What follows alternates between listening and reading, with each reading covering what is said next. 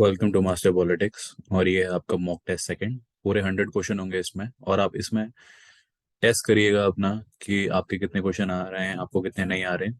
और ये एक प्रॉपर पॉलिटिकल साइंस का क्वेश्चन पेपर है, हरियाणा गवर्नमेंट का लेक्चरर पॉलिटिकल साइंस का। ऑलमोस्ट नेट की तरह ही होता है, थोड़ा सा डिफिकल्ट लेवल है, पर आप इसमें चेक कर सकते हैं कि आपका क्या लेवल है क्या नहीं है। हिंदी इंग्लिश दोनों पीडीएफ में डाल दूंगा टेलीग्राम पे। तो शुरू करते हैं पहले क्वेश्चन से। मजदूर किसान संगठन, मजदूर किसान शक्ति संगठन is related to which of the following. मजदूर किसान शक्ति संगठन किससे रिलेटेड है? Right to information, PIL, public interest litigation, citizen charter या निर्भया केस। 10 सेकेंड हम गैप लेंगे और उसके बाद हम चालू करेंगे आंसर्स का इसका। तो मजदूर किसान शक्ति संगठन is related to right to information. Correct answer is A. Right to information से राजस्थान में है इनकी संस्था, और ये राइट टू इंफॉर्मेशन से रिलेटेड है। असर्शन और रीजन हिंदी वाले हिंदी में पढ़ सकते हैं अपना, जिसको जिस तरीके से देखना है। Assertion and reason, federalism is not practice in India. अब यही जिसने बोल दिया तो दूसरा स्टेटमेंट पढ़ने की बात ही नहीं, पहला गलत हो गया। India is not a federal state. तो पहला गलत किस में लिखा हुआ है भाई? A is true but R is false.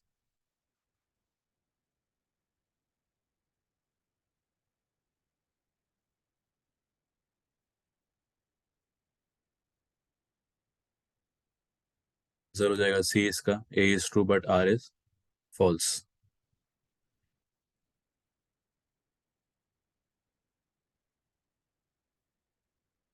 India federal country है।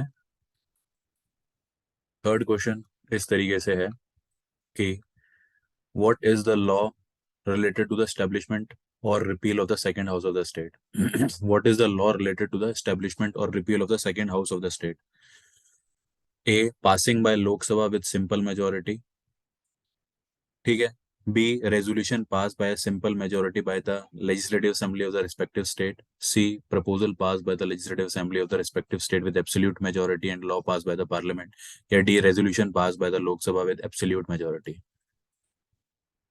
सेकंड हाउस कौन सा हुआ हमारा? राज्यसभा। राज्यसभा से सेकंड हाउस, राज्यसभा से रिलेटेड क्या लॉ है? क्या ये एब्सोल्यूट मेजोरिटी से होता है या सिंपल मेजोरिटी से होता है?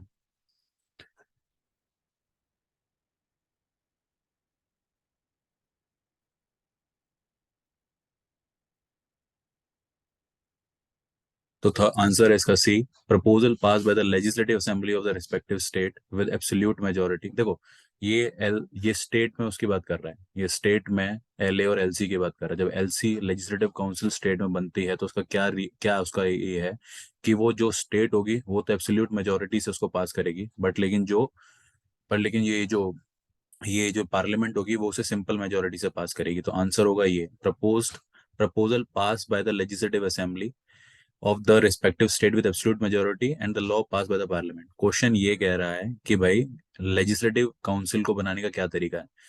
उसमें क्या होता है कि जो आपकी legislative assembly of a state होती है वो तो मेजोरिटी से पास करती है, पर लेकिन जो पार्लियामेंट होती है वो सिंपल मेजोरिटी से ही पास करती है। अभी आपको मिक्स करना भाई कौन सा शेड्यूल किससे रिलेटेड है। देख लीजिए, आपके पास 5 सेकंड है इसके लिए। आप चेक कर लीजिए कौन सा क्वेश्चन है, कौन सा ये है। Fourth schedule, six schedule, eight schedule, nine schedule. अब देखो भाई, ये बहुत पूछने वाले क्वेश्चन हैं और ये सीधे पूछे जाते हैं। तो जो फोर्थ शेड्यूल है वो है एलोकेशन ऑफ सीट इन राज्यसभा से related.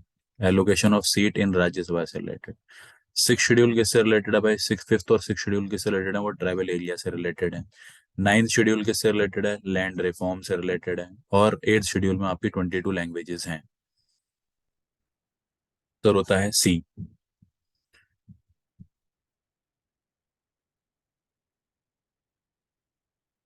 Next is British citizen living in India can not claim which among the following right. अगर कोई फॉरेनर बाहर रह रहा है, इन्होंने ब्रिटिश सिटीजन का नाम ले लिया, राइट क्लेम नहीं कर सकता। एक टेबल बनी हुई है लक्ष्मीकांत, उसमें बताता है कि भाई कौन से राइट कर सकता है, कौन से राइट नहीं कर सकता। Right to freedom of trade and occupation, यही आंसर है इसका, कि भाई वो फ्रीडम ऑफ ट्रेड ऑक्यूपेशन नहीं मांग सकता। Right to equality before law उसको मिलेगी। Right to protection of life भी मिलेगी, life and liberty article 21। Right to freedom of religion भी मिलेगा उसको। इवन राइट टू एजुकेशन भी दिया हुआ है हमने। फॉरेनर्स को क्या नहीं दिया? रिलीजियस राइट्स हमने नहीं दे रखे, 29 और 30 वाले नहीं दे रखे, तो ये आपको याद रखना है। Which of the following is not among the fundamental duties of citizenship provide by Indian constitution? इनमें से क्या फंडामेंटल ड्यूटी नहीं है, वो आपको देख के बतानी है। ठीक है, ऑप्शन इस तरीके से आपके पास।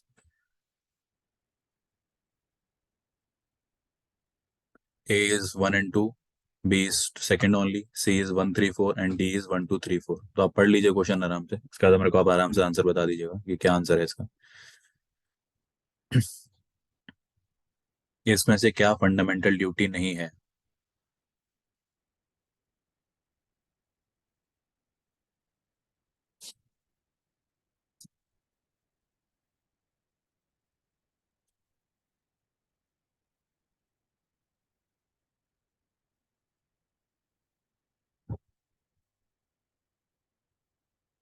Protection of rich heritage and composite culture, to protect the holy animals, development of scientific temper and spirit of inquiry, strive for the excellence in all the sphere of individual life। तो इसमें सिर्फ Holi animals का नहीं दिया हुआ, बाकी सब दिया हुआ है फंडामेंटल ड्यूटीज में। नेक्स्ट क्वेश्चन आपका इस तरीके से है कि according to Indian constitution the constitutional amendment of the following subject require confirmation by the legislative assembly of half of the state. अब क्या इस क्वेश्चन में पूछा गया भाई, कॉन्स्टिट्यूशनल अमेंडमेंट अगर आपको स्टेट की जिसमें हामी चाहिए, हाफ ऑफ द स्टेट की रेटिफिकेशन चाहिए, कौन कौन से मामलों में आपको चाहिए, ये पूछ रहा है वो। Federal provision of the constitution, बिल्कुल सही। पावर ऑफ सुप्रीम कोर्ट, हाँ। द कॉन्स्टिट्यूशनल अमेंडमेंट खुद, यस।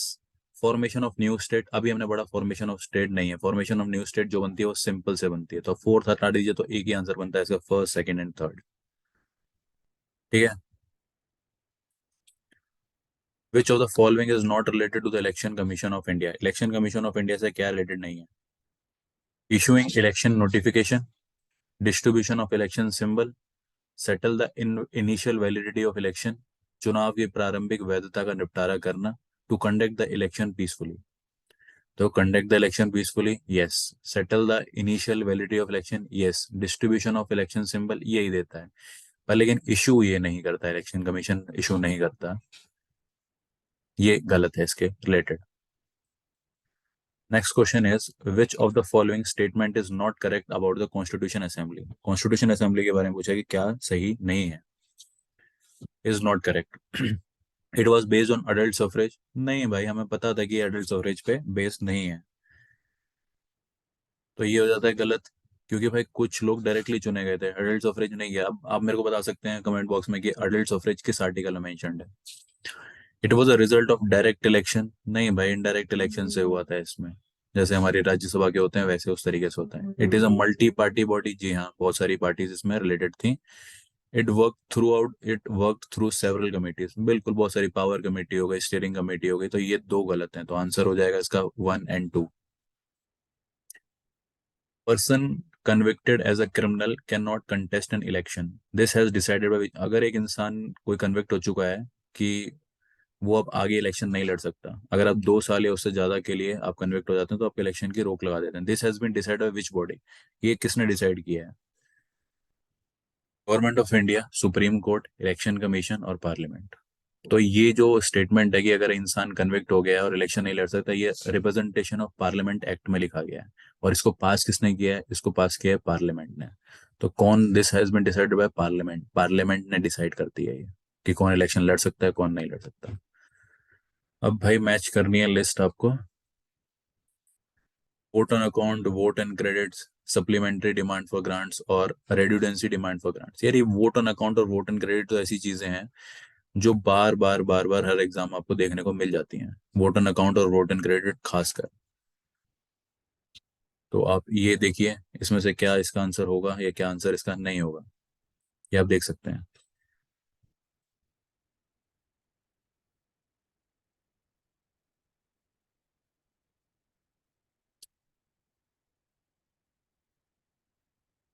देख लीजिए आराम से। तो वोट ऑन अकाउंट क्या होता है? वोट ऑन अकाउंट होता है grant in advance of budgetary approval under constitution, under the consideration. मतलब कि जब सरकार नई सरकार बनती है उससे पहले बजट होता है, तो इसका होता है grant in advance budgetary approval under consideration. और वोट ऑन क्रेडिट क्या होता है? वोट ऑन क्रेडिट होता है lump sum funding without detailed estimate. मतलब एक लमसम फंडिंग दे देते हैं बिना किसी एस्टिमेट के, बोलते हैं vote on credit. Supplementary grants क्या होती हैं? Supplementary grants are additional expenditure not included in approved budget. मतलब जो बजट में नहीं दिया हो उसके ऊपर से कुछ अब बजट देते हैं, उसको बोलते हैं सप्लीमेंट्री डिमांड फॉर ग्रांट्स। और रेडुडेंसी डिमांड फॉर ग्रांट क्या होती है? In expenditure in excess of grant, उस ग्रांट से भी एक्सेस जो चला जाता है उसको बोलते हैं रेडुडेंसी डिमांड फॉर ग्रांट। मेरे हिसाब से आपको दो चीज याद रखनी चाहिए, वोट ऑन अकाउंट और vote on credit. Vote on credit क्या होता है कि एडिशनल एक्सपेंडिचर जो कि बजट में इंक्लूड नहीं होता, ये होता है vote on credit. Vote on account क्या होता है कि सरकार को पहले कुछ खर्चा चाहिए होता है अपना सरकार चलाने के लिए, जो बजट से पहले के लिए, तो grant in advance of budgetary approval under consideration, इसको बोलते हैं वोट ऑन अकाउंट। ठीक है साहब, next question is which of the following is not included in the concept of political culture. Political culture में क्या क्या मतलब कि इंक्लूडेड नहीं है? Civic virtue and responsibility 100% included है। पार्टिसिपेशन एंड प्लूरल्स डेमोक्रेसी, ये भी बिल्कुल इंक्लूडेड है। फिर उसके बाद है arrangement bye rational bureaucracy. Political culture में ये भी देखते हैं कि भाई किसकी ब्यूरोक्रेसी कैसी चल रही है। 100% सर्च ऑफ एबिलिटी, एबिलिटी की सर्च नहीं करते पॉलिटिकल कल्चर में, तो सही आंसर है ये। The modern idea which made democracy viable for large complex society, ये इसमें से कौन सा एक मॉडर्न आइडिया है जिसने डेमोक्रेसी को कॉम्प्लेक्स सोसाइटी में लाके खड़ा कर दिया? राइट्स, फेडरलिज्म, डिसेंट्रलाइजेशन और रिप्रेजेंटेशन। तो ये थोड़ा ट्रिकी क्वेश्चन है। जो हरियाणा सर्विस कमीशन ने आंसर दिया है वो उसका रिप्रेजेंटेशन दिया है, मतलब सबकी रिप्रेजेंटेशन ने डेमोक्रेसी को वायबल कर दिया है। पर किसी का आंसर कुछ और भी हो सकता है इसमें, पर जो बोर्ड का आंसर है वो है representation. ICJ is a, ICJ के बारे में क्वेश्चन है कि आईसीजे क्या है। ICJ is a UN body. हाँ, आईसीजे यूएन का एक ऑर्गन है। It ensure the criminals are punished, नहीं ये क्रिमिनल्स के बारे में नहीं करता है, वो उसके लिए आईसीसी है, जिसको रोम स्टेटस ही बोलते हैं। It's compulsory jurisdiction is over all the members of the UN, नहीं सारे मेंबर्स के ऊपर नहीं होता। तो ये पता होना चाहिए कि आईसीजे जो है ये यूएन की ऑर्गन है, sixth organ, one of the sixth organ of the UN है, और इसका जो हेडक्वार्टर है वो हेग नीदरलैंड में है। इसमें 15 जजेस सेलेक्ट होते हैं 9 साल के लिए, ये भी आप याद रख सकते हैं। 15 जजेस सेलेक्ट होते हैं 9 साल के लिए। फिर है शंग्रीला डायलॉग के ऊपर क्वेश्चन है कि शंग्रीला डायलॉग के ऊपर क्या सही है क्या गलत है। The forum derive its name from the Shangri-La hotel in Singapore, 100% correct. The forum is a track to inter governmental security forum, track 2 नहीं है भाई, ये ट्रैक 1 ही है, तो ये गलत हो जाता है शंग्रीला डायलॉग के लिए। Next question is who advocate the idea that distributive equality should be related to equalising people's power. किसने ये आइडिया दिया है कि distributive equality should be related to equalising people power, power लोगों की बराबर कर देनी है डिस्ट्रीब्यूशन के through? Michael Walzer, John Rawls, Ronald Dworkin या अमर्त्य सेन? तो भाई ये कैपेसिटी को इक्वल करने की बात करते हैं हमारे अमर्त्य सेन साहब। ठीक है, next question is whose name is related to concept of justice as fairness. ये तो बहुत इजी क्वेश्चन है, जस्टिस एज फेयरनेस के साथ याद आते हैं हमारे जॉन रॉल साहब। नेक्स्ट क्वेश्चन इज, अब इसमें हमको मैच ऑफ द फॉलोइंग करने, थ्योरीज दिए हुए हैं और इनकी अप्रोचेस दी हुई हैं। थ्योरिस्ट और इनकी अप्रोचेस दी हैं वो हमें मैच करनी है। George H Sabine, Catlin, Leo Strauss, Graham Wallas. तो भाई देखो सवाइन साहब जो हैं वो हिस्टोरिकल अप्रोच से रिलेटेड है। कैटलिन साहब पावर की बात करते हैं and he is related to sociological approach. Leo Strauss साहब फिलोसफिकल फिलोसफिकल अप्रोच से रिलेट करता हूँ। ग्रैम वेलेस से साइकोलॉजिकल, वेलेस साहब साइकोलॉजिकल अप्रोच से। तो आंसर क्या बनता है इसका? 1 2 3 4। ये अच्छा क्वेश्चन है, ट्रिकी भी है, तो आप इसका कर सकते हैं। Which of the following view is not compatible with Gandhism, Gandhism से कौन सा व्यू इसमें मतलब कंपेटेबल नहीं है? फिक्सिडिटी ऑफ आइडियाज, अब देखो पहले ही बोल दिया आइडिया को फिक्स। गांधी जी तो भाई बहुत फ्लेक्सिबल आदमी था, वो फिक्सिडिटी ऑफ आइडियाज बिलीव ही नहीं करता था। विचारों की जड़ता नहीं, वो कहते थे कि भाई हम we have to open all the we have to open the windows of our house ताकि सारे कल्चर एमिग्रेट हो सकें। बस ये नहीं है, बाकी perception of change in heart बिल्कुल सही, स्टेट इज एविल बिल्कुल, एनार्किस्ट थे वो। किस तरीके के एनार्किस्ट थे वो? फिलोसफिकल एनार्किस्ट थे। Idea of trusteeship 100%। The last political party founded by doctor Bhimrao Ambedkar, Independent Labour Party, Republican Party, Dalit Panther and All India Schedule Caste Federation. तो जब अम्बेडकर साहब की मृत्यु हो गई थी, उसके बाद रिपब्लिक पार्टी, उनके मरने के बाद रिपब्लिक पार्टी फॉर्म हुई थी। तो last founded party of Bhimrao Ambedkar was Republic party of India. ये आप याद रख सकते हैं, मतलब बन गई थी तो सबसे लास्ट में यही मरी थी, पर लेकिन ये एक्टिव हुई उनके मरने के बाद। Who among the following perceive state as an embodiment of collective consciousness of the culture of the people? निम्नलिखित में से किसने राज्य को लोगों की संस्कृतियों की सामूहिक चेतना के मूर्त रूप के रूप में देखा? जो का पॉइंट है वो है state as an embodiment of collective consciousness. State को कलेक्टिव कॉन्शियसनेस की भाषा में किसने डिफाइन किया है? सबाइन, बेंथम, जॉन लॉक या टी एच ग्रीन? तो इस तरीके से हीगल ने किया है। हीगल ने स्टेट को सारी पावर दे दी थी, उसके according state is a March of God on earth. ठीक है। Aristotle declaration that man is by nature a political animal. Aristotle ने बोला भाई man is a political animal, इसका मतलब क्या है? ये क्वेश्चन पूछ रहा है। Can live in a good life only in a political community. जागो ज्यादातर जैसे ओनली वाले टॉपिक्स आते हैं ज्यादातर गलत होते हैं, और ये यहाँ पे गलत है। Politics is an ethical process that concern creation of just society. नहीं।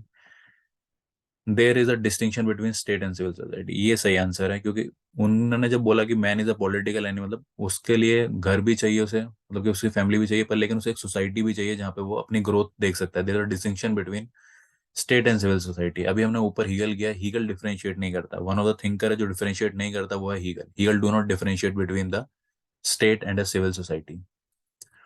कार्ल पॉपर की एक किताब है Open Society and Its Enemies, उसमें 3 लोग उन्होंने ओपन सोसाइटी का एनिमी बोला है। कौन कौन से लोग हैं? Hegel, Kant, Marx, Weber. उसने 3 लोगों को बोला, उसका नाम है Plato, Hegel and Marx. Many number of time ये पूछा गया है और आंसर इसका यही है। अब एक असर्शन रिशन का क्वेश्चन है 24 का। फिर इसमें बोलता है the balance of power prevail in state of affair in the world politics. बिल्कुल, वर्ल्ड पॉलिटिक्स में बैलेंस ऑफ पावर चलती है because the state is the main actor in international relation. ये भी ठीक है, स्टेट इंटरनेशनल रिलेशन में एक मेन एक्टर है, पर लेकिन ये इसको जस्टिफाई नहीं कर रहा। दोनों स्टेटमेंट सही हैं। The balance of power prevail in state affairs, हाँ। State is a main actor, अब बैलेंस ऑफ पावर और state is a main actor match नहीं कर रहे, तो इसका आंसर है बी। दोनों सही हैं, पर इसका ये एक्सप्लेनेशन नहीं है। Which of the following option is correct? अब आपको ये बताना है, इसमें सारे कॉन्सेप्ट हैं। Neo just war doctrine, George Bush, जी correct. Afghanistan Pakistan policy of Barack Obama, correct. Sustainable development के टाइम पे कोफी अन्नान थे, correct. Atom for peace theory John Kennedy की नहीं है, एजन साहब थे जिनके टाइम पे एटम फॉर पीस पॉलिसी आई। बाकी आप 3 याद कर सकते हैं। Neo just war doctrine George Bush की है, Afghanistan Pakistan policy Barack Obama की है, सस्टेनेबल डेवलपमेंट गोल के टाइम पे कॉफी अन्नान थे, और एटम फॉर पीस इज एजन और फर्स्ट पहले प्रेसिडेंट थे जो इंडिया में आए। Next question is to bring about the peace multiple track of diplomacy are use. Peace लाने के लिए multiple track of diplomacy use की जाती है। Consider the following regarding the track of diplomacy, इसमें से क्या सही है क्या गलत है? ट्रैक 1 का मतलब होता है, या देखो, ट्रैक 1 का मतलब होता है ऑफिशियल डिस्कशन, मतलब कि जो आपके मिनिस्टर्स कर सकते हैं वो होता है। ट्रैक 2 डिप्लोमेसी में क्या होता है कि भाई आपके ये आपके डिप्लोमेट जाते हैं बात करने के लिए, बिजनेसमैन जाते हैं। ट्रैक 3 में पीपल टू पीपल डिप्लोमेसी होती है, लोगों का कांटेक्ट होता है। तीनों सही हैं, तो आप याद रखेंगे ट्रैक 1 में ऑफिशियल डिस्कशन होती है, ट्रैक 2 में ऑफिशियल होती है, और ट्रैक 3 में पीपल टू पीपल डिप्लोमेसी होती है। अब ये क्वेश्चन इन्होंने नैम समिट का पर्टिकुलर डाल रखा है, जिस तरीके से भाई आपकी यूजीसी नेट भी कई बार पूछ लेती है, नैम समिट का आपको बताना है। ये आपके ऑप्शन हैं। 27 क्वेश्चन है। देखो, अगर किसी को कुछ भी थोड़ा बहुत पता है ना कि भाई जो सेकंड समिट है वो थोड़ा आप याद रख लो। सेकंड समिट जो है वो हमारी जो हुई है वो कायरो में हुई है, अगर, क्योंकि फर्स्ट अब सबको पता है बेलग्राड में हुई है, इंडोनेशिया में। सेकंड कायरो में होती है, इजिप्ट में होती है। तो अगर आपको ये पता है तो आप ये, या तो आंसर आपका बी होगा या तो आपका आंसर डी होगा। ठीक है। अब थोड़ा बहुत आपको पता होना चाहिए कि अब ये 3-4 समिट आपको याद करनी पड़ेंगी। आंसर इसका बी है। सेकंड जो थर्ड समिट जो हुई है वो हुई है आपकी लोस्का में। थर्ड समिट हुई है आपकी लोस्का में होती है। आप ये दो याद रख लेंगे, आपका काम हो जाएगा। फर्स्ट सेकंड थर्ड याद रखो। फर्स्ट बेलग्राड में होती है, सेकंड कायरो में होती है, थर्ड लुसाका में होती है। ठीक है, इस तरीके से आप ये तीन याद रख लो मेरी मानोगे तो। नैम के बारे में आप जान सकते हैं 1961 में बनी है। इससे पहले बेलग्राड समिट हुई थी, सॉरी बैंडुंग कॉन्फ्रेंस हुई थी 1955 में। फिर उसके बाद बेलग्राड समिट हुई है, फिर उसमें नैम बनता है। नैम के इंपॉर्टेंट लीडर्स हैं, 5 लीडर्स हैं, वो आप याद रख सकते हैं।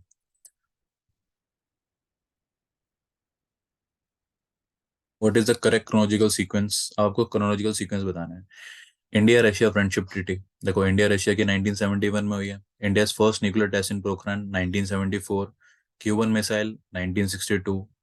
India adopting the structural adjustment programme 1991। इस तरीके से बनता है आपका बी, 3124। सबसे पहले क्यूबन मिसाइल क्राइज आई है। Limit of growth theory developed after the Club of Rome report is related to. देखो, limit of growth theory develop out of Club of Rome, Club of Rome report पूछ रहा जाता है कि Club of Rome report किससे related है, ये बताना है आपको। तो जो क्लब ऑफ रोम रिपोर्ट है वो एनवायरनमेंट से रिलेटेड है। इसके बाद 1992 में एक समिट होती है जिसको अर्थ समिट बोलते हैं, तो बहुत फेमस है। Club of Rome report is related to environment. जो आपकी डेट आज की डेट में आप कॉप वगैरह पढ़ते हैं वो इससे रिलेटेड है। Which of the following right is not included in second generation right? Second generation, देखो आप, ये सिंपल दिमाग वाला क्वेश्चन है। Right to education, right to health, ये सेकंड जनरेशन राइट है। Right to freedom from operation of slavery, ये first generation right है स्लेवरी राइट का जो है। तो ये हो गया यहाँ पे गलत आंसर। राइट टू हाउसिंग है सेकंड जनरेशन राइट। सबसे पहले जो सिविक राइट दिए गए थे, लाइफ, लिबर्टी, इक्वालिटी, इसमें स्लेवरी आपका आता है इक्वालिटी में। तो ये फर्स्ट जनरेशन राइट है। Find the correct sequence of the major global conference. आपको मेजर ग्लोबल कॉन्फ्रेंस का बताना है। Doha, Paris conference, Bonn conference, Warsaw conference, Doha conference. देखो मेरे को क्या पता है, सबसे पहले पता है मुझे, ये पेरिस वाली पहले नहीं आ सकती क्योंकि पेरिस कॉन्फ्रेंस 16-17 में हुई थी, कॉप 21 बोलते हैं, तो ये मैं कैंसिल कर दूंगा सबसे पहले। मुझे डेट नहीं याद है भाई, आपके हिसाब से। मैं वैसे बता रहा हूँ, क्वेश्चन सोल्व करता हूँ क्या करता। पेरिस पहले नहीं आ सकती, और ना पेरिस सेकंड नंबर पे आ सकती है। देखो किसमें Paris second number, Warsaw, Warsaw Paris second पे, तो आपका ये दो गलत हो गए। या तो वॉर्सो पहले होगी या दोहा पहले होगी। दो इसमें दिया, Warsaw, Doha, Bonn conference in Paris में पेरिस लास्ट में है। और पर लेकिन ये जो बॉन कॉन्फ्रेंस है ये सबसे लास्ट में हुई है, तो आंसर इसका सी होगा। दोहा कॉन्फ्रेंस सबसे पहले है, फिर वॉर्सो है, फिर पेरिस है, फिर बॉन है। अब आ गया आपका क्वेश्चन नंबर 32। ये है आपके सामने ऑप्शन, सॉल्ट, पीटीबीटी, यूएनएफ और आईएनएफ ट्रीटी। ठीक है भाई। जो सॉल्ट होती है भाई, सॉल्ट सेकंड जो है वो 1979 की है। अगर आपको इतना ही पता है तो आपको आंसर पता लग जाएगा। आंसर इसका बी है। तो सॉल्ट टू है वो 1979 की है। पीटीबीटी का आपको ईयर पता होना चाहिए, पीटीबीटी 1963 की है। पीटीबीटी इज ऑफ 1963। फिर उसके बाद है unity for piece resolution, this is of 1953। ये कोरियन वॉर के बाद यूनिटी फॉर पीस रेजोल्यूशन आता है। एंड लास्ट है आईएनएफ ट्रीटी। आईएनएफ ट्रीटी कब की है? 1979 की, 87, सॉरी, आईएनएफ ट्रीटी इज 1987। तो आप याद रख सकते हैं, आईएनएफ ट्रीटी काफी बार पूछी जाती है। 1987 की unity for piece resolution Korean war के बाद आया था, ये 1953 में हुआ है। पीटीबीटी 1963। ठीक है, next question is assertion in the ministerial control over administration is detailed, legal and punitive. ठीक है, because minister is responsible for mistake and error of public servant। बिल्कुल करेक्ट है भाई कि the ministerial control over administration is detailed, legal and punitive, because minister is responsible. अगर अगर कोई bureaucrat कोई गलती करता है, पर लेकिन अल्टीमेट जो आंसरेबल है वो मिनिस्टर होता है, क्योंकि उसके अधिकार पे करता है। तो ये दोनों सही है इसके answer. Both A and R true, and R is the correct expression of A. ये अच्छा क्वेश्चन है, आप पबैड में मान सकते हो, आप किसी में मान सकते हो ये question. General secretariat, cabinet secretariat, NITI Aayog and finance commission. Determination of principle of grant in aid, policy making, coordination of work for of various minister, distribution of resource. तो भाई फाइनेंस कमीशन ग्रांट देता है। इसमें सबसे इजी जो option है ये है, डी का होना चाहिए 1। डी का जहां 1 हुआ तो आप ये कैंसिल आउट कर सकते हो, ये कैंसिल आउट कर सकते हो। तो आप ये बोल सकते हैं ए का होगा 1, ए का होगा 2 या 3। मतलब अब ये आपको देखना है। और नीति आयोग का उन्होंने दे दिया, नीति आयोग का दे दिया उन्होंने, डी का 4 दे दिया, सॉरी सी का 4 दे दिया। NITI Aayog is distribution of resource. NITI Aayog का काम है रिसोर्स को डिस्ट्रीब्यूट करना। अब आपको बताना है जनरल सेक्रेटेरिएट और कैबिनेट सेक्रेटेरिएट में से क्या होगा, कौन पॉलिसी मेकिंग करता है, जनरल सेक्रेटेरिएट या कैबिनेट सेक्रेटेरिएट। तो पॉलिसी मेकिंग का जो काम होता है वो जनरल सेक्रेटेरिएट का काम होता है। ठीक है, तो जनरल सेक्रेटेरिएट का काम होता है पॉलिसी मेकिंग का। कैबिनेट सेक्रेटेरिएट तो फिर उसको फॉलो अप करता है। कैबिनेट सेक्रेटरी क्या करता है, उसको कोऑर्डिनेट करता है, coordinate the work of various ministry. उसका काम नहीं है कि पॉलिसी मेकिंग का काम है जनरल सेक्रेटेरिएट का। ठीक है,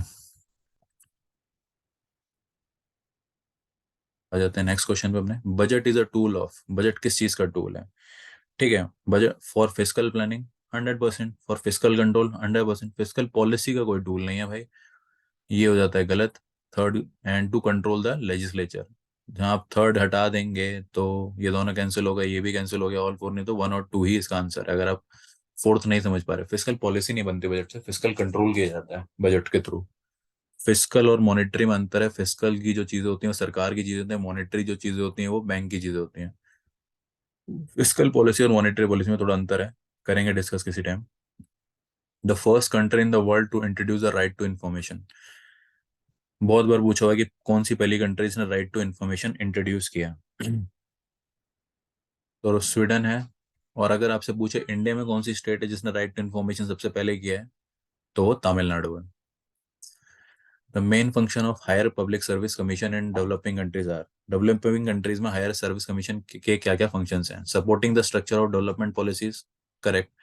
maintaining peace and order in society, correct. Work as a tool of social change, correct. Advising the ministry, correct. All four are correct. आपको मैच करनी है लिस्ट फर्स्ट एंड सेकंड के साथ। शरद जोशी, दत्तोपंत ठेंगड़ी, ये बहुत फेमस नाम है। निर्मला देश पांडे और सुंदरलाल बहुगुणा। देखो सुंदरलाल बहुगुणा को सबको पता है किससे रिलेटेड है भाई। अब दत्तोपंत ठेंगड़ी का शायद कुछ लोगों को पता होगा नहीं, he is a worker related to the worker movement, बहुत फेमस वर्कर मूवमेंट है। बी का 4 देखेंगे तो आपके पास या तो ये आंसर होगा या ये एक आंसर होगा। अब शरद जोशी साहब किससे रिलेटेड है बताइए। Sorry,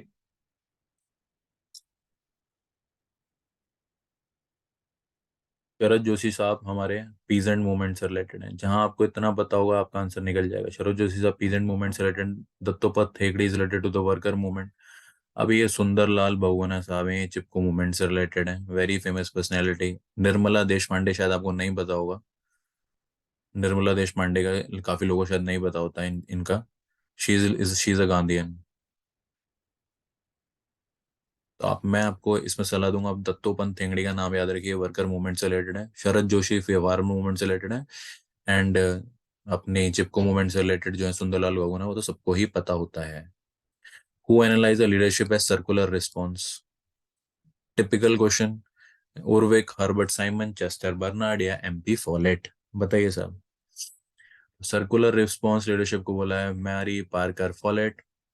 mother of public administration भी बोला जाता है इनको, पीटर ड्रकर ने इनको बोला गया था mother of public administration.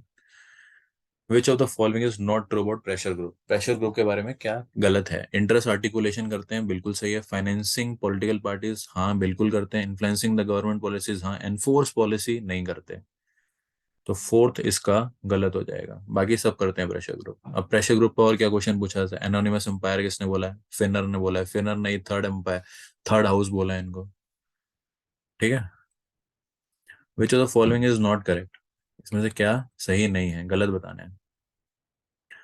Political culture has a participatory approach such as political socialization. Study of political culture focus on the tendency of people and their possible effect on politics. Political culture cannot be studied empirically. ये गलत हो गया, क्योंकि political empirical मतलब कि observations के through. भाई political culture को दूसरे से कंपेयर ही करते हैं, उनकी हिस्टोरिकल बैकग्राउंड, तो ये तो हो ही नहीं सकता। Political culture is a set of basic political trends, बिल्कुल सही है। नॉट पूछा था तो नॉट में आंसर होता है C, political culture can be studied empirically. Next question is peace movement is described as, peace movement को क्या बोलते हैं भाई? Labour movement, peasant movement, new social movement या एंटी कॉलोनियल मूवमेंट? तो न्यू सोशल मूवमेंट को पीस मूवमेंट बोलता है। अब न्यू सोशल मूवमेंट है क्या? अभी आजकल जो एनवायरमेंट के मूवमेंट हो गए या फिर किसी आपकी इनकम बढ़ाने के लिए कोई मूवमेंट चालू हो गया, नई चीजों ग्लोबलाइजेशन पे हो गया, तो इन सबको न्यू सोशल मूवमेंट कहते हैं। और इसी को ही पीस मूवमेंट कहा जाता है। According to the consensus that is being created in the present time, which of the following should be contained in freedom? इनमें से कौन सी वर्तमान समय में बन रही सर्वसम्मति के अनुसार स्वतंत्रता में निम्नलिखित में से क्या निहित होना चाहिए? Is the following should be contained in freedom? क्या इसमें से फ्रीडम में नहीं आना चाहिए? Absence of certain physical and legal barriers, बिल्कुल। Existence of certain civil and political freedom, क्या आना चाहिए, sorry. Social provision of income, education and health, बिल्कुल सही। प्रिजर्वेशन ऑफ कल्चरल आइडेंटिटीज, बिल्कुल सही। चारों चीजें आनी चाहिए फ्रीडम के अंदर प्रेजेंट कंटेक्स्ट को देखते हुए। Certain physical and legal barrier हट जाना चाहिए, हाँ। सिविल एंड पॉलिटिकल राइट्स को, existence of certain civil and political right, हाँ। Social provision of income and education health, हाँ। प्रिजर्वेशन ऑफ कल्चर, बिल्कुल सही। फिर who among the following have not made a distinction between public and private administration? बहुत बार पूछा जाता है, सीधा पूछा जाता है कौन कौन करता है, कौन कौन नहीं करता। तो जो हेनरी फेयोल साहब हैं, ये पब्लिक और प्राइवेट में नहीं करते हैं। बाकी हार्बर्ट साइमन, पॉल एपल पे, जॉन गॉस, ये डिफरेंशिएट करते हैं पब्लिक और प्राइवेट एडमिनिस्ट्रेशन में। विच among the following set contain all the federal states? इनमें से आपको बताना है कौन सी फेडरल स्टेट्स हैं। US, America, Canada, Australia, Sri Lanka. तो यूएस है, ऑस्ट्रेलिया फेडरल है, मलेशिया फेडरल है, कनाडा फेडरल है। तो इसका आंसर हो जाएगा बी। फिर क्वेश्चन है कि 46 क्वेश्चन है, which of the following pair is correctly match? अब आपको बताने की कौन सा विच of the following is correctly match. अब देखो, गुनराल मेडल, हाईली डेवलप्ड स्टेट, ठीक है। गुनराल मेडल डेवलप्ड स्टेट की बात करते हैं। A G Frank, development of under development, इनका फेमस कॉन्सेप्ट है। रोस्टो ने स्टेजेस ऑफ ग्रोथ दिए हैं। रोस्टो ने I guess 5 stage, 4 stages of growth दिए हैं। फिर उसके बाद है इमैनुअल वॉलस्टीन का वर्ल्ड सिस्टम एनालिसिस। चारों क्वेश्चन सही, चारों ऑप्शन सही हैं। ये इधर कोई कंफ्यूज हो सकता है हाईली डेवलप्ड स्टेट, क्योंकि एक ओवर डेवलप्ड स्टेट का भी कॉन्सेप्ट है, वो सामे रामिन साहब देते हैं ओवर डेवलप्ड स्टेट का। हाईली डेवलप्ड स्टेट का गुंडान मिडल का ही कॉन्सेप्ट है। Which of the following is not a characteristic of political behaviourism? Political behaviourism, राजनीतिक व्यवहारवाद की क्या विशेषता नहीं है? Empiricism, interdisciplinary approach, primacy of political value. अब बिहेवियरलिज्म वैल्यूज के खिलाफ ही तो लड़ा था। बिहेवियरलिज्म अब आया था डेविड ईस्टन का, चार्ल्स मरियम का, वो उसने बोला था कि हम वैल्यूज से हट के फैक्ट्स की तरफ जाएंगे। तो क्वेश्चन में इसमें ये इसका गलत आंसर है। अब आपको मैच ऑफ द फॉलोइंग करना है। दो लिस्ट हैं, थिंकर्स दिए हुए हैं और उनके बारे में उनके मेन व्यूज दिए हुए हैं। इजाया बर्लिन दी हुई है, एफ ए हाइक दिए हुए हैं, कार्ल पॉपर दिए हैं और सीबी मैकफरसन दिए हुए हैं। अब जहां आपका इजाया बर्लिन सब मैडम आई आई हैं, तो वहां पे आप नेगेटिव लिबर्टी को याद करिएगा। तो ए का हो गया 3। तो या तो ऑप्शन ए होगा या तो ऑप्शन सी होगा। आंसर जो होगा इनमें से ही होगा, ठीक है। तो अब जो हमारे कार्ल पॉपर साहब हैं, इन्होंने बहुत सारे कॉन्सेप्ट दिए, जैसे हिस्टोरिसिज्म का कॉन्सेप्ट दिया है इन्होंने। ऐसे ही इंक्रीमेंटल चेंज का कॉन्सेप्ट है कार्ल पॉपर का, सी का 2। तो आंसर हमारा हो जाता है सी, ए का 3। बी, हाइक साहब किसकी बात करते हैं? हाइक साहब बात करते हैं difference between the injustice and misfortune.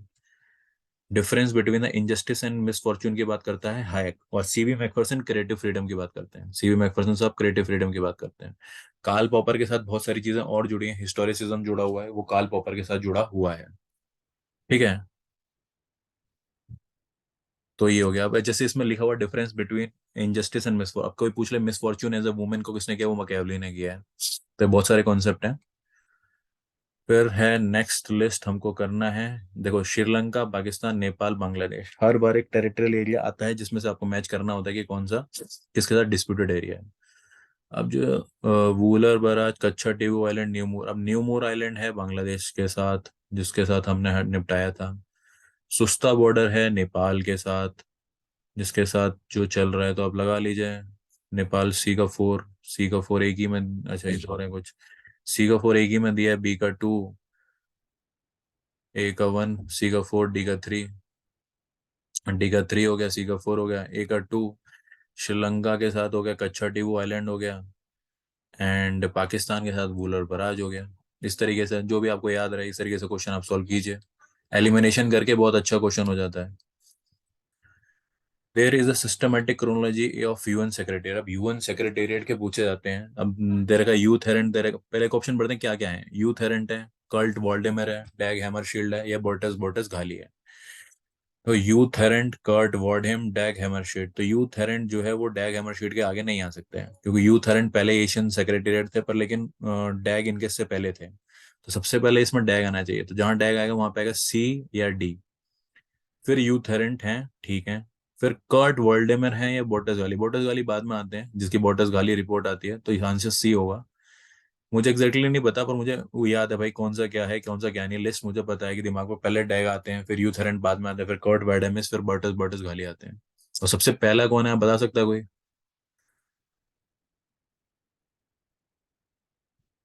बताइए कमेंट में लिख के कि सबसे पहला यूएन सेक्रेटेरिएट कौन था। What is the chronology of the following event. अब देखो भाई, पठानकोट एयरबेस दे रखा है, उरी अटैक देखा है, सर्जिकल स्ट्राइक, या full time membership of SCO. Full time membership of SCO तो बहुत लेट हुई है। इनमें से सबसे लास्ट में यही आना चाहिए, full time membership of SCO last last. तो दो में दे रखी है full time membership of SCO बाद। पठानकोट दोनों में पहले में दे रखा है। फिर सर्जिकल, अब भाई पठानकोट हुआ, उरी हुआ, फिर ही तो सर्जिकल स्ट्राइक करी। कॉमन लॉजिकल रीजनिंग का क्वेश्चन है ये। पठानकोट हुआ, फिर उरी हुआ, फिर सर्जिकल स्ट्राइक, फिर 2017 में एससीओ की हमें फुल मेंबरशिप मिली है। SCO, Shanghai Corporation Organisation. Which of the following is not a technique for the use of national power. National power की टेक्निक क्या यूज करने की क्या नहीं है? Diplomacy, economy, use of military power, join the world organisation. भाई world organisation use करके आप नेशनल पावर को यूज नहीं कर सकते। डिप्लोमेसी से कर सकते हो, जैसे शटल डिप्लोमेसी थी। इकोनॉमी अपनी पावर दिखा सकते हो, और use of hard power military में दिखा सकते हो। नेक्स्ट क्वेश्चन है सॉफ्ट पावर का कॉन्सेप्ट किसने दिया? सॉफ्ट पावर का कॉन्सेप्ट देते हैं जोसेफ नाई। इन्हीं ने स्मार्ट पावर का कॉन्सेप्ट दिया। सॉफ्ट पावर का मतलब क्या होता है? इंडिया अपना जैसे फॉर एग्जांपल बॉलीवुड को यूज करता है एज अपनी कल्चरल पावर, वो उसका सॉफ्ट पावर है। अपनी एक इमेज दिखाने के लिए, अपना प्रोपोगंडा दिखाने के लिए, XYZ करने के लिए, that is their soft power. McDonald's, ये अमेरिका की सॉफ्ट पावर है। The lineages of classical religion, the lineages of classical religion. Classical religion के लिए सबसे पहले किसको जाना जाता है?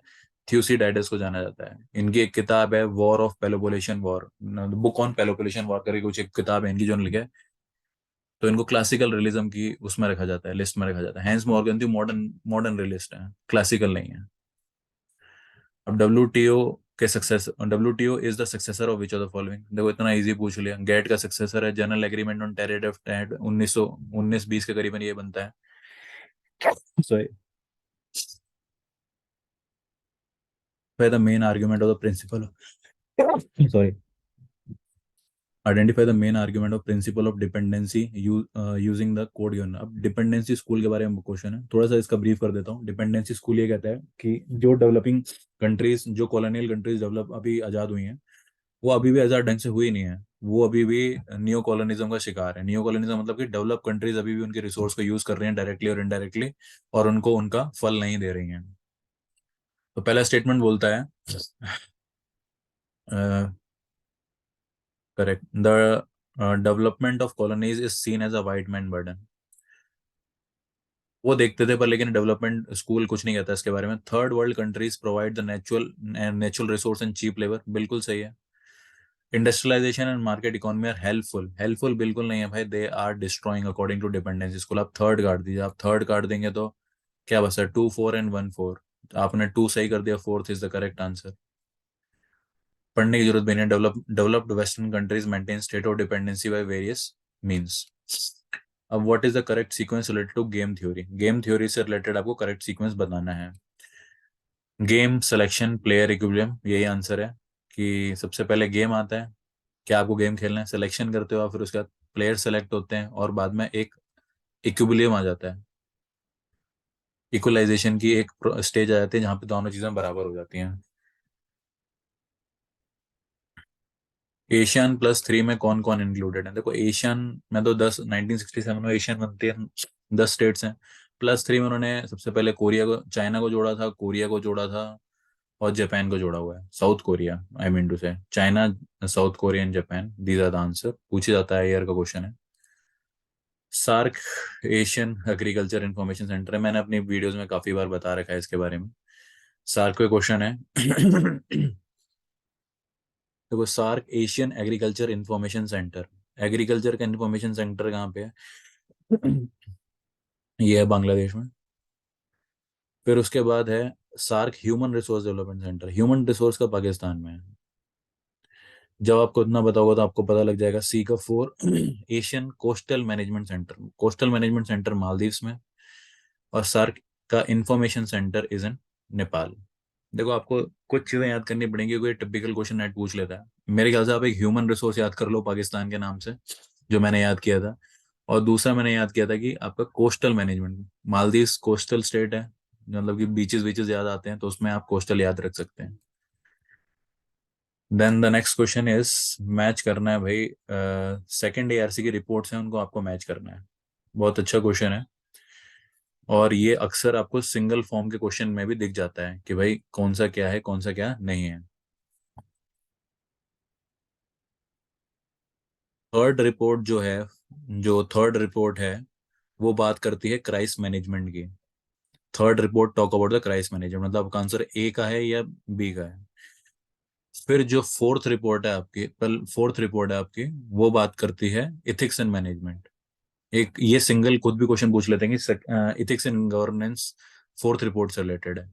फिर आपकी जो फिफ्थ रिपोर्ट है एआरसी की, that talks about the public order. Fifth talk about the public order, public order. और जो आपकी सिक्स्थ रिपोर्ट है वो बात करती है लोकल गवर्नेंस की। तो मैं आपको कहूँगा फर्स्ट सेकंड थर्ड बार याद रख लीजिए तो आपका काम हो जाएगा। फर्स्ट जो है वो राइट टू इन्फॉर्मेशन की बात करती है, और थर्ड रिपोर्ट जो है वो आपकी, थर्ड और फोर्थ काफी बार पूछी गई है, ये मैंने देखा है। थर्ड रिपोर्ट क्राइसिस मैनेजमेंट की बात करती है, और फोर्थ रिपोर्ट जो है एथिकल गवर्नेंस की बात करती है। ये टफ क्वेश्चन है, नेट में पूछे ना पूछे, पर लेकिन पूछ लिया तो फिर आप तैयार रहने चाहिए इस चीज के लिए।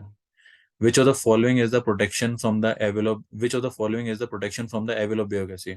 जो ब्यूरोक्रेसी का जो खतरनाक रूप होता है, एविल रूप होता है, उससे बचने के लिए क्या सही है? डिसेंट्रलाइजेशन ऑफ अथॉरिटी, जी हाँ, आप डिसेंट्रलाइज कर देंगे तो फिर उनको भी अपना जवाबदेही होनी पड़ती है। Fair and effective service management, बिल्कुल। सेंट्रलाइजेशन ऑफ अथॉरिटी, ये नहीं होगा, सेंट्रलाइजेशन ऑफ अथॉरिटी नहीं। आप थर्ड आता हटा दीजिए तो ये कैंसिल आउट हो गया, फिर देन फोर्थ कैंसिल आउट हो गया, तो फर्स्ट सेकंड हो गया, फोर्थ पढ़ते हैं। Effective control of parliament, effective control of parliament and cabinet, संसद और मंत्रिमंडल का प्रभावी नियंत्रण। बिल्कुल सही है कि ये इस पे काम करेंगे तो इसका जो ब्यूरोक्रेसी अगर कभी कंट्रोल रहेगा पार्लियामेंट का तो वो अपनी पावर से ऊपर यूज नहीं कर पाएगी। Rank classification is based on some of the following points. Rank classification, पद वर्गीकरण, is based upon some of the following points: duties, responsibility, remuneration and qualification. किस किस पे बेस करती है आपकी? बिल्कुल सही है भाई। अगर आप मुझे, आपको रैंक में डिवाइड करना है तो मैं किसके बेस पे कहूंगा? आपकी क्या ड्यूटी है, आपकी क्या रिस्पॉन्सिबिलिटी है, आपको कितना पैसा रेम्युनरेशन में मिल रहा है, आपकी क्या क्वालिफिकेशन है, उसके ऊपर आपकी रैंक डिसाइड होगी। Next is if a candidate does not get required majority in the election of the American president, then who is being referred to the final decision? अगर अमेरिकन पार्लियामेंट में किसी को majority नहीं मिली तो final decision किसका होता है? Electoral group, electoral college, senate या हाउस ऑफ रिप्रेजेंटेटिव। तो ये सारे जो बंदे हैं वो हाउस ऑफ रिप्रेजेंटेटिव के पास जाते हैं और उसका जो होता है फाइनल आंसर होता है कि किसकी सरकार बनेगी, किसकी सरकार नहीं बनेगी। In which of the following countries the residual power rest in the units? अब आपको पता है रेसिडुअल पावर इंडिया में नहीं है, स्टेट के पास, सेंटर के पास है। बाकी यूएसए में, स्विट्जरलैंड और ऑस्ट्रेलिया, तीनों में रेसिडुअल पावर जो है वो स्टेट्स को दी जाती है। रेसिडुअल पावर्स का मतलब ये होता है कि जो जो पावर लिखी हुई है कॉन्स्टिट्यूशन में उसके अलावा जो एक्स्ट्रा काम होते हैं उसको बोलते हैं रेसिडुअल पावर। वो ज्यादातर अगर कहीं नहीं लिखे होते वो सेंट्रल गवर्नमेंट के पास होते हैं, पर लेकिन इन स्टेट्स में, इन कंट्रीज में वो बताए गए हैं कि स्टेट गवर्नमेंट के अगर अथॉरिटी में वो एरिया आता है तो स्टेट गवर्नमेंट के पास पावर होगी उसके ऊपर लॉज बनाने की। तो the following is a symptom of cooperative federalism. Which the following symptom of cooperative federalism का क्या सिम्टम है? A sense of competition and rivalry between the centre and the state, healthy होती है पर लेकिन ये स्टेटमेंट सही नहीं है। Collaboration achieved on the base of strong centre, नहीं। कोऑपरेटिव फेडरलिज्म स्ट्रॉन्ग सेंटर की बात नहीं करता। Spirit of cooperation among the state, ठीक है। Centralisation and greater responsibility of the state, decentralisation and, ये स्टेटमेंट पढ़ने में भी ठीक है और इसके लिए एप्ट है। डिसेंट्रलाइजेशन और greater responsibility of the state he cooperative federalism है। कोऑपरेटिव फेडरलिज्म के बारे में ग्रेनवेल ऑस्टिन काफी कुछ लिखते हैं, ये पता होना चाहिए। Which of the following is not presented by Gabriel Almond as a category of interest group? चार तरीके के इंटरेस्ट ग्रुप या प्रेशर ग्रुप दिए हैं गैब्रियल आलमंड ने, उसमें से क्या नहीं है? इंस्टीट्यूशनल है, एसोसिएशनल है, नॉन एसोसिएशनल है, सपोर्टिंग नहीं है, एनोमिक है इसकी जगह, ANOMIC, एनोमिक है। Which of the following is indicative of the relation between the input and output of a democratic political system? निम्नलिखित में से कौन सा एक लोकतांत्रिक राजनीतिक व्यवस्था के आगतों और निर्गतों के बीच संबंध का सूचक है? ठीक है, ये है आपका extractive capacity, regulative capacity, distributive capacity. देखो ये बोल रहा है which of the following is indicative of the relationship between input and output, input और आउटपुट के बीच में को कौन दर्शाता है? एक्सट्रैक्टिव तो नहीं दिखाएगा इनपुट और आउटपुट, आपके डिस्ट्रीब्यूटिव कैपेसिटी, आपने किस तरीके से डिस्ट्रीब्यूट कर रखा है वो दिखाता है कि क्या इनके बीच में रिलेशन है। आपको करेक्ट सीक्वेंस फॉलो करना है इनपुट का, कि इनपुट का इनमें से क्या करेक्ट सीक्वेंस है। पॉलिटिकल कम्युनिकेशन तो भैया ये होता है सबसे लास्ट में होता है पॉलिटिकल कम्युनिकेशन, तो वन लास्ट में कहाँ पे है? या तो बी में है या तो डी में है। सबसे पहले टू से स्टार्ट होता है, मतलब पॉलिटिकल सोशलाइजेशन होता है, लोगों के बीच में सोशलाइजेशन किया जाता है और रिक्रूटमेंट किया जाता है। फिर उसके बाद है उनको इंटरेस्ट को आर्टिकुलेट किया जाता है, फिर इंटरेस्ट को एग्रीगेट किया जाता है, फिर पॉलिटिकल कम्युनिकेशन होता है। तो जो करेक्ट आंसर है वो है बी। सबसे पहले क्या होता है? सोशलाइजेशन होती है, पॉलिटिकल सोशलाइजेशन, फिर उसके बाद इंटरेस्ट को आर्टिकुलेट किया जाता है, आर्टिकुलेट करने के बाद उनको इकट्ठा किया जाता है, एग्रीगेट किया जाता है, फिर पॉलिटिकल कम्युनिकेशन होती है।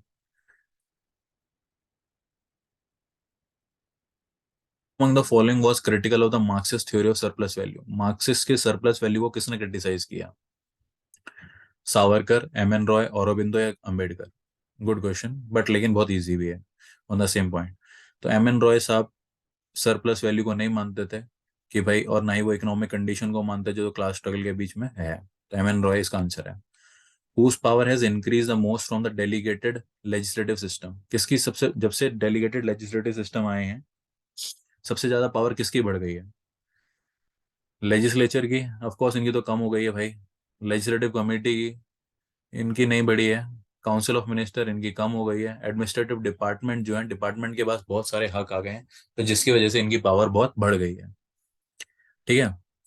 What is the main purpose of positive discrimination? देखो पॉजिटिव डिस्क्रिमिनेशन क्या है, हमारे यहाँ पे कास्ट सिस्टम जो है, ओ सॉरी, वो ये कास्ट का कोटा दिया जाता है, कोटा सिस्टम है, वो हमारा पॉजिटिव डिस्क्रिमिनेशन है। ठीक है। इसका क्या मेन, ये पूछ रहे कि इसका मेन फायदा क्या है? मेन फायदा यही है, raising a disadvantage group to a level from which it can compete. एक डिसएडवांटेज ग्रुप को एक लेवल पे ले आओ जिसके बाद वो कम्पीट कर सके आम जनता के बीच में, जिसको बोलते हैं positive discrimination. Who among the following is called the Saint Paul of the concept of bureaucratic and capitalist nationality? किसको सेंट पॉल कहा जाता है ब्यूरोक्रेटिक एंड कैपिटलिस्ट नेशनैलिटी का? तो मैक्स वेबर को बोला जाता है saint Paul of bureaucratic and capital nationality. Video थोड़ी लंबी हो गई है, तो आप पॉज कर लें, क्वेश्चन पढ़ लें, फिर आंसर दें। What does the public corporation type of administration try to? अब पब्लिक कॉर्पोरेशन टाइप जो होती है वो प्राइवेट और पब्लिक का जो मिक्स होता है, ये क्या ट्राई टू अचीव करना चाहती है? ये कंबाइन करती है public accountability with business efficiency. Public की अकाउंटेबिलिटी भी और बिजनेस की एफिशिएंसी भी हो।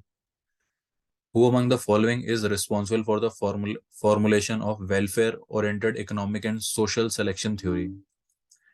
Welfare oriented social welfare oriented economic and social selection theory, तो ये दी है अमृत्य सेन साहब ने, जिनकी कैपेसिटी अप्रोच का भी एक कॉन्सेप्ट है।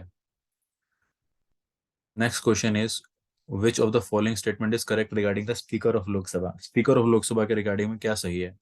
He hold office till the pleasure of president, नहीं भाई, वो प्लेजर ऑफ प्रेसिडेंट के ऊपर नहीं रहती। It is not necessary that he और she is a member of the house at the time of which he selection, but she will have to become, नहीं। जब स्पीकर होती है, उसके उसको जरूरी नहीं है कि वो उसे कोई पॉलिटिकल पार्टी छोड़नी पड़ेगी जब वो स्पीकर बन जाएगी। इंडिया में ये है कि भाई स्पीकर आप बने रह सकते हो, आप चाहे वो आप किसी भी पार्टी के हो, चाहे बीजेपी के हो, चाहे कांग्रेस के हो, किसी भी पार्टी के हो। पर लेकिन इंग्लैंड में ये कॉन्सेप्ट है कि once a speaker is always a speaker, तो उसको रिजाइन करना पड़ता है अपनी किसी पॉलिटिकल पार्टी से। If the house is dissolve before the normal period time, he और she will live to leave the office. नहीं, वो अगर हाउस डिसॉल्व हो जाता है तो स्पीकर लीव नहीं करती, जब तक नया नया स्पीकर नहीं आता तब तक वो अपना रिजाइन नहीं करती। तो क्या बचा, इफ ही और she have to resign, she must to address his resignation to the vice president, deputy speaker और वाइस प्रेसिडेंट को देना पड़ता है। Who is the author of the book the Indian Constitution Cornerstone of the Nation. Cornerstone की जब बात आती है, मैंने कैसे याद किया था, कॉर्नरस्टोन से ग्रैनविल ऑस्टिन को याद किया था। तो ये किताब लिखी है ग्रैनविल ऑस्टिन साहब ने। Question is, in which of the following commission the participation of executive, legislative and chief justice has been recommended in the appointment of जजेस ऑफ हाई कोर्ट।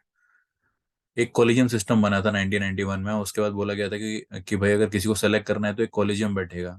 तो ये किस में कहा गया था कि बैठेगा, तो सेकंड एडमिनिस्ट्रेटिव रिफॉर्म कमीशन की रिपोर्ट थी एक, इसमें बोला गया था the participation of executive, legislature and chief justice in the appointment of जजेस ऑफ हाई कोर्ट। फिर उसके बाद अब federal state system include, federal state में क्या इंक्लूडेड होता है, relation between the union and the state, relation between the union and state बिल्कुल करेक्ट है भाई। फेडरलिज्म में रिलेशनशिप बिटवीन द स्टेट बिल्कुल करेक्ट है। Mechanism for coordination between the state correct है।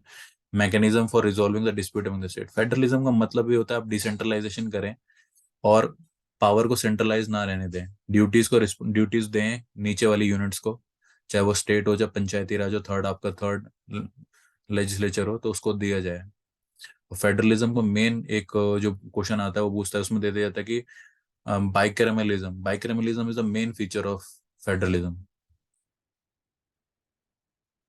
Next question is, which of the following are the discretionary power given to a governor of a state? इनमें से क्या discretionary power है, मतलब कि वो खुद डिसाइड करता है कि गवर्नर खुद डिसाइड करता है। Sending report to the president of India to impose president rule, बिल्कुल सही है। To up sorry to appoint the prime minister, to appoint the prime minister, नहीं भाई प्राइम मिनिस्टर को नहीं करता, तो अब सेकंड हटा दीजिए। फिर reserving a certain bill for a state legislature for a consideration, कुछ बिल वो कंसिडरेशन और प्रेसिडेंट के लिए रखता है अपनी मर्जी से, बिल्कुल सही है। फिर उसके बाद है making the rules of the conduct of business of the state, नहीं ये तो भाई वहाँ की स्टेट लेजिस्लेचर का काम है, तो आंसर हो गया first and third B. Ad hoc जजेस are appointed in the Supreme Court when, ad hoc जजेस को कब सेलेक्ट करते हैं सुप्रीम कोर्ट में जब सुप्रीम कोर्ट का कोरम पूरा नहीं होता, तब एडहॉक जजेस को बुलाया जाता है। पंचायती राज इज अ सिस्टम, पंचायती राज के ऊपर क्वेश्चन है कि Panchayati Raj is a system, self government का सिस्टम है, बिल्कुल सही है। Three tier government with interlinkages, ये भी सही है। ऑफ डेमोक्रेटिक डिसेंट्रलाइजेशन, ठीक है। ऑफ हेरार्किकल स्ट्रक्चर, नहीं है भाई, कोई हेरार्की नहीं है कि ये बड़ा है ये छोटा है, तो ये गलत हो गया। First second third is the right answer. In the context of India the term mix political culture is use by, mix political culture किसने यूज किया इंडिया के टर्म में, तो फ्रैंकिस फ्रैंकल जो हैं वो यूज करते हैं मिक्स पॉलिटिकल कल्चर। ये अच्छा क्वेश्चन है, मिक्स पॉलिटिकल कल्चर कौन यूज करता है, Francis Frankel. In what context are the centre state relation specifically refer to as municipal relation, centre state relation को म्युनिसिपल रिलेशन कब कहा जाता है, जब फाइनेंशियल मैटर्स के बीच में, उनके दोनों के बीच में जो फाइनेंशियल मैटर्स आ जाते हैं, कंट्रोल की कौन कंट्रोल करेगा फाइनेंशियल मैटर, तो उनको बोलते हैं municipal relation. In the context of central control over the state in financial matter, जब सेंट्रल कंट्रोल करता है स्टेट के फाइनेंशियल मैटर, तो तब उसको रिलेशन को बोलते हैं municipal relations. Arrange the following chairman of the finance commission, finance commission के चेयरमैन को आपको अरेंज करना है क्रोनोलॉजिकल ऑर्डर में, कौन सा कब है।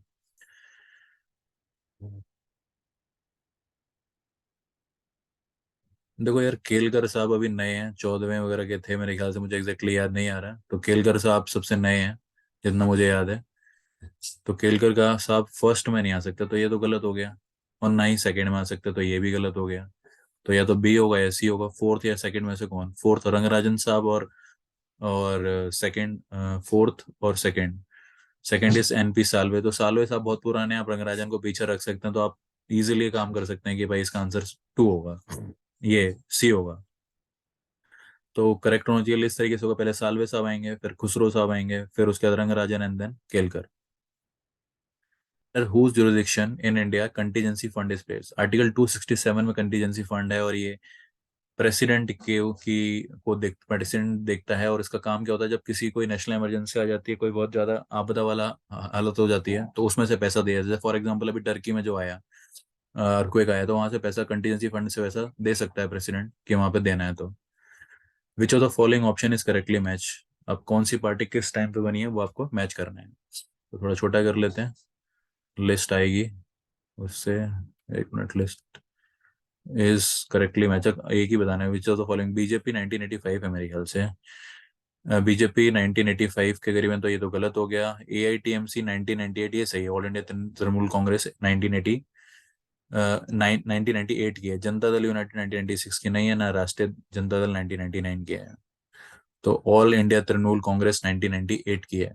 भारतीय जनता पार्टी 1985 की है। बाकी आप देख लीजिए। अब ये बताना है आपको कौन सा सिस्टम कहाँ है। First pass the post system, second ballot. देखो, दो तीन चीजें पूछी जाती हैं। एक तो ये पूछी जाती है ऑल्टरनेटिव वोटिंग सिस्टम, एवीएस कहाँ पे है। एवीएस ज्यादातर ऑस्ट्रेलिया में है, तो सी का 4 चेक करो। सी का 4 एक ही जगह पे है। और सेकंड बैलेट जो है, ये काफी बार पूछा था, जो सिंगल भी पूछा था, सेकंड बैलेट फ्रांस में। ई का होना चाहिए सी का 4। First pass the post system दिखाया हुआ उन्होंने यूएसए में, ठीक है। First pass the post system USA में। सेकंड बैलेट दिया हुआ है इन्होंने सेकंड बैलेट है फ्रांस में। तो आपको ये याद रखना है, कुछ और याद रखने नहीं रखना। सेकंड बैलेट आपको फ्रांस में याद रखना है। और ऑल्टरनेटिव वोट सिस्टम कहाँ पे है, ऑस्ट्रेलिया में। काफी बार पूछा जाता है ये चीज। On what basis is Indian federal system similar to American federal system. हमारे और अमेरिका में फेडरल सिस्टम बहुत अंतर है, बस एक ही चीज है, हमारी जुडिशरी और उनकी जुडिशरी के स्टेटस में सिमिलैरिटी है। जो हमारा एक सिस्टम है कि पहले सुप्रीम कोर्ट होगा, फिर हाई कोर्ट होगा, फिर नीचे डिस्ट्रिक्ट जज होंगे, वैसे ही उनके अलग अलग होते हैं। तो स्टेटस ऑफ जुडिशरी में बाकी किसी में कोई भी हमारी ऐसा नहीं है। Who among the following introduce the concept of civil society in modern Western political thought? Modern western political thought में सिविल सोसाइटी की बात किसने करी, इंट्रोड्यूस किसने किया। यहाँ पे ये नहीं बोल रहा कि किसका क्या कॉन्सेप्ट है, इंट्रोड्यूस किसने किया, आस्किंग दिस थिंग। अब देखो, सिविल सोसाइटी की बात ग्रैम्सी ने भी करी है, बहुत लोग जानते हैं सिविल सोसाइटी के लिए, और हीगल ने भी करी है। इंट्रोड्यूस हीगल ने किया था मॉडर्न वेस्टर्न पॉलिटिकल थॉट में सिविल सोसाइटी के बारे में। अब इसमें से कौन सा सही नहीं है बताना है आपको। Mark Shepard, Gandhi today, correct. Raja Mohan Gandhi, the good boatman, ये पूछा हुआ नाइट में। Rajni Kothari, state against democracy, ये भी ठीक है। लॉन्ग वॉक ऑफ पीस इनके नहीं है, जॉन गाल्टन के नहीं है। अब आपको लिस्ट मैच करनी है। Neo institutionalism, neo liberalism, communitarianism. देखो, कम्युनिटेरिज्म के मैंने बहुत बार बताया कि इनके बहुत सारे हैं, तो वॉल्जर साहब कम्युनिटेरियन है। सी का 1 कहाँ पे है, या तो ए में या तो बी में। ठीक है। अब बिहेवियरलिज्म से कौन रिलेटेड है, बिहेवियरलिज्म से रिलेटेड है डेविड एप्टर। तो डी का आप लगा दीजिए 2। तो जहां आप ये लगा देते हैं आपका काम हो जाता है, आंसर ए आता है। तो ए का 4 मतलब नियो इंस्टीट्यूशनलिज्म से डॉगलस सी नॉर्थ, नियो इंस्टीट्यूशनलिज्म से रिलेटेड है। नियो लिबरलिज्म से कौन रिलेटेड है, मिल्टन फ्रेडीमैन है। कम्युनिटेरियन में हमने देख लिया कि भाई कम्युनिटेरियन में वॉल्जर आता है, और बिहेवियरलिज्म में डेविड एप्टर आता है। फिर उसके बाद है who was the first modern political thinker to ignore Aristotle. तो भाई ये मैंने अपने क्वेश्चंस में काफी बार कराया है, इसका आंसर है Hobbes. Hobbes is the first modern political thinker to ignore Aristotle. अब ये बताना है peace, golden balance, cave of analogy, destiny as a movement. Destiny as a movement अभी बताया मैंने, मैकेवली साहब की है। केव एनालॉजी हमारे प्लेटो साहब की है। पीस की बात गांधी करेगा, और गोल्डन बैलेंस की बात एरिस्टोटल करेगा। बहुत इजी क्वेश्चन है।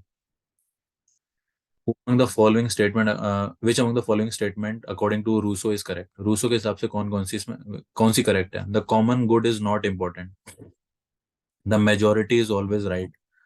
कभी ऐसा नहीं कहा उसने। Generals are more trustworthy than politicians. नहीं, रूसो ये नहीं कहता। General will is superior to the selfish interest of individual.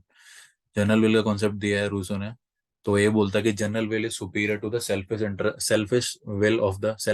Of the individual. General will और रियल विल में वो डिफरेंशिएट भी करता है। Which among the following is true in the context of social contract theory. Social contract theory के context में क्या सही है? Creating public authority with social context. Social contract theorist क्या ही चाहते थे यार? सोशल कॉन्ट्रैक्ट, हॉब्स लॉ और रूसो को सोशल कॉन्ट्रैक्चुअलिस्ट बोलते हैं, 70th और 80th सेंचुरी में आए, और बाद में रॉल्स का भी नाम आता है सोशल कॉन्ट्रैक्ट थ्योरीज में। तो वो क्या कहते थे? वो कहते थे कि लोग एक कॉन्ट्रैक्ट करें, पब्लिक अपनी रजामंदी से वॉलेंटरली एक कॉन्ट्रैक्ट करे और एक सिविल सोसाइटी को क्रिएट करे, और सारी पावर एक सोवरेन या किसी ने पावर सोवरेन को दी है, सारी किसी ने कम पावर एक सोवरेन को दे दी जाए। What is positive liberty? अब पॉजिटिव लिबर्टी का एक सिंपल सा नेगेटिव, पॉजिटिव लिबर्टी मतलब सरकार हस्तक्षेप कर सकती है किसी की लिबर्टी के अंदर, इसको बोलते हैं पॉजिटिव लिबर्टी। ठीक है, तो पॉजिटिव लिबर्टी में होता है फ्रीडम ऑफ चॉइस को बोला जाता है, पॉजिटिव लिबर्टी बोला जाता है पॉजिटिव लिबर्टी में। 97th क्वेश्चन में ये क्या है? I do not believe in doctrine of greatest happiness of greatest number. The only real dignified human doctrine is the greatest good of all. Greatest good of all की बात ये किसने करी है? ये हमारे एम के गांधी ने करी है। और अगर आपसे कोई पूछ ले कि greatest good of greatest number, जिससे बैंथम जाना जाता है, रियली किसने दिया था सबसे पहले? वो हैचिसन साहब ने दिया था। ठीक है, greatest good of greatest number. Which of the following is not correctly match? Gandhi की हिंद स्वराज है, करेक्ट है। Indian transition M N Roy की, ये बिल्कुल सही है। आर डी भंडारकर की हिस्ट्री ऑफ धर्मशास्त्र नहीं है, कौटिल्य ने अर्थशास्त्र लिखी है। फिर 99 क्वेश्चन क्या बोलता है? Which of the following is not a main provision of Minto Morley reform. Minto Morley reform 1909 के रिफॉर्म को मॉन्टेमिलो रिफॉर्म कहते हैं। इसमें सबसे पहले मुस्लिम्स को जो कम्युनल इलेक्टोरेट दिया गया था। तो increase in the size of legislative council, correct. There will be a majority of government nominated members in central legislative council, सही है। Communal separation of electoral college, ये सही है। No elected members were given place in central legislative assembly, ये गलत है। Elected members को place दी गई थी। Last question, according to Kenneth Organski क्या स्टेजेस हैं? ऑर्गेन्स्की के हिसाब से क्या क्या स्टेजेस हैं? तो ऑर्गेन्स्की ने बोला था पहले, सबसे पहले इंटीग्रेशन होगी, फिर इंडस्ट्रियलाइजेशन होगी, नेशनल वेलफेयर होगा, सफिशिएंसी होगी, या अबेंडेंस बोला था उसने, जो भी स्टेजेस में जो अलग अलग आता है। ये था एक पॉलिटिकल साइंस का लेक्चरर का हरियाणा गवर्नमेंट का पेपर। होपफुली आपको पसंद आया होगा, एक बार रिवाइज कर लो, इसमें से भी आपको कम से कम 5 7 10 फैक्ट ऐसे मिल जाएंगे जो आपको पेपर में देखने को मिल जाएंगे। अगर आपको पसंद आया तो लाइक करिए, सब्सक्राइब कीजिए। Thank you very much.